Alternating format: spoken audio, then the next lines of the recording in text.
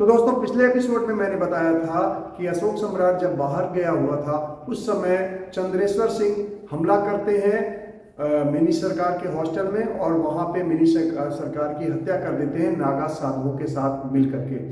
अब जब लौट के आता है अशोक सम्राट और उसे पता चलता है कि मिनी सरकार की हत्या हो जाती है तो एकदम बौखला जाता है और पागल हो जाता है। गुस्से में वो वहीं पे प्रतिज्ञा लेता है कि मैं अब चंद्रेश्वर सिंह को नहीं छोड़ूंगा, किसी भी हाल में चंद्रेश्वर सिंह को मारूंगा और साल भर के अंदर ही मारूंगा, उससे ज्यादा समय बिल्कुल नहीं लगेगा।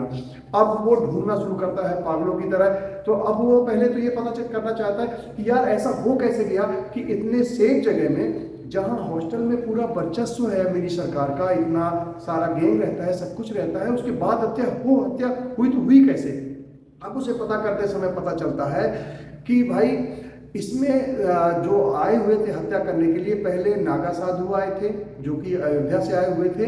उसके बाद नागा साधु जब बम चलाना शुरू करते हैं, उसके बाद चंद्रेश्वर सिंह और छोटन सिंह अंदर घुसते हैं और फिर गोलियां चला के मिनी सरकार की हत्या करते हैं। तो अशोक सम्राट कहता है कि सबसे पहले पता करो कि भाई अयोध्या में कनेक्शन किसका है, किसके कनेक्शन से आए थे वो नागा साधु बन के जो आए थे। हालांकि वो तो थे बदमाश ही, लेकिन साधु के बेस में आए थे जो अयोध्या से आए थे, क्योंकि भाई चंद्रेश्वर सिंह का तो कोई लिंक नहीं नजर आ रहा था कि अयोध्या में उनका कोई लिंक है, या छोटन शुक्ला का भी कोई लिंक नहीं था।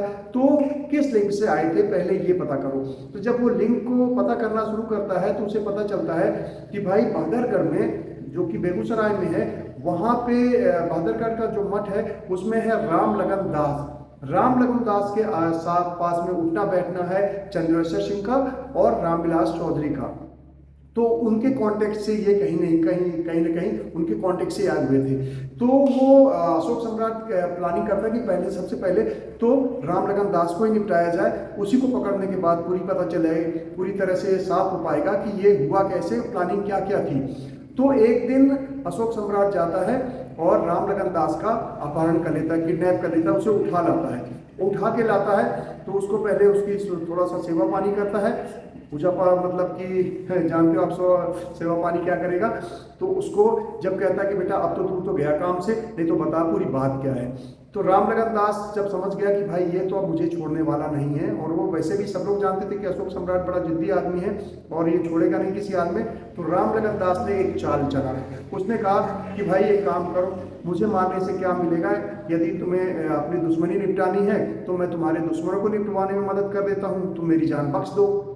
तो ये डील का ऑफर देता है। अब अशोक सम्राट को समझ में आता है कि यार इसको मारने में कोई फायदा तो है नहीं, और यदि ये कह रहा है तो एक बार इसके ऊपर विश्वास कर लेने में ही फायदा है कि भाई कम से कम कुछ इंफॉर्मेशन तो मिलेगी, उधर का कुछ कम से कम वहाँ के बताएगा, इंफॉर्मेशन तो देगा, और इस वादे के साथ कि तुम मेरा सपोर्ट करोगे, नहीं तो मैं तुम्हें निपटा ही दूंगा, छोड़ूंगा नहीं।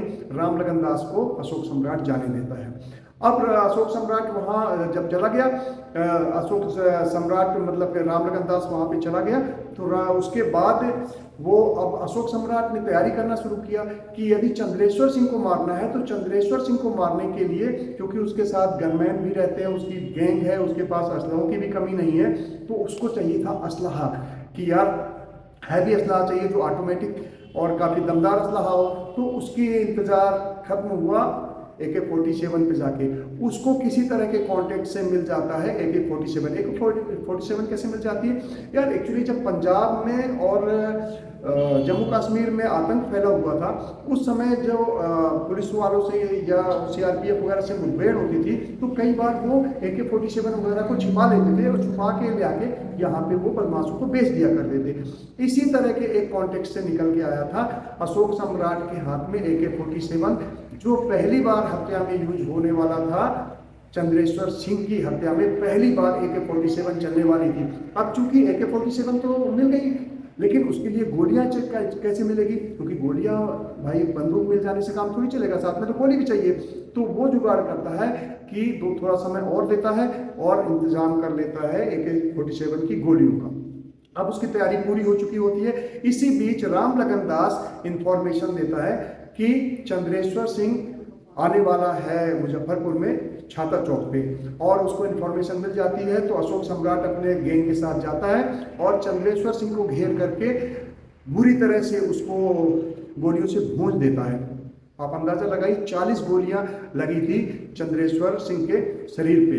तो इस तरह से छाता चौक पे हत्या हो गई, निपटारा कर दिया मतलब चंद्रेश्वर सिंह का।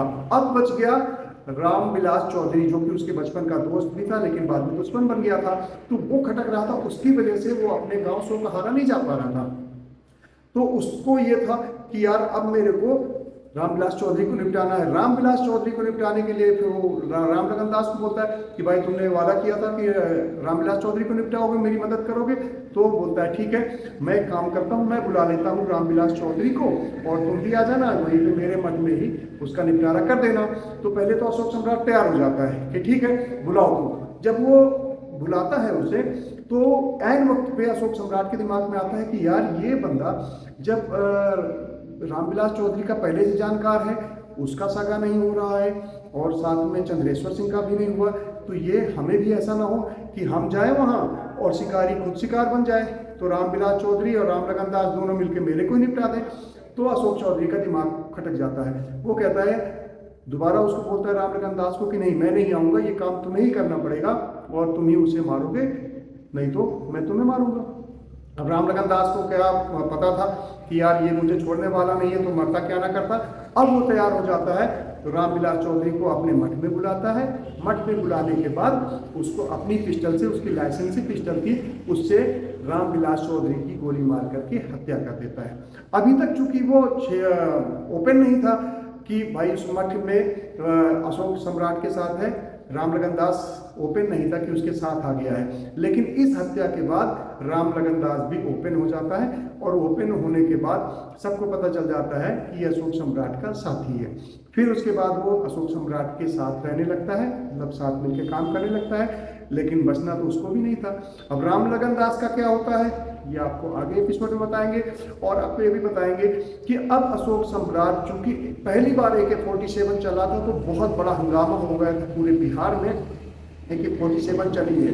तो अब अशोक सम्राट और तेजी से आगे बढ़ना शुरू करता है और गैंग उसका बढ़ने लग जाता है और कंस्ट्रक्शन पे के ठेके लेने लग जाता है और ज़्यादा कंस्ट्रक्शन मतलब उसमें उसकी कंपनी ग्रोथ करने लगती है। तो अब आपको आगे वाले एपिसोड में बताएंगे कि वो किस कंस्ट्रक्शन कंपनी के साथ जुड़ता है, कौन सी कंपनी से काम करता है और कैसे कैसे आगे की स्ट्रेटजी बनाता हुआ आगे बढ़ते हुए कैसे वो पूरे बिहार पे छा जाता है। दोस्तों ये सब देखने के लिए आपको हमारे साथ जुड़े रहना होगा। दोस्तों वीडियो पसंद आएगी तो वीडियो को लाइक कर लीजिएगा, चैनल को सब्सक्राइब कर दीजिएगा, बेल नोटिफिकेशन जरूर ऑन कर दीजिएगा, क्योंकि आपको बैक टू बैक अशोक सम्राट से जुड़ी पूरी स्टोरी इस चैनल पे दिखाई जाने वाली है। चलते दोस्तों, फिर मिलेंगे, बाय दोस्तों, राधे राधे।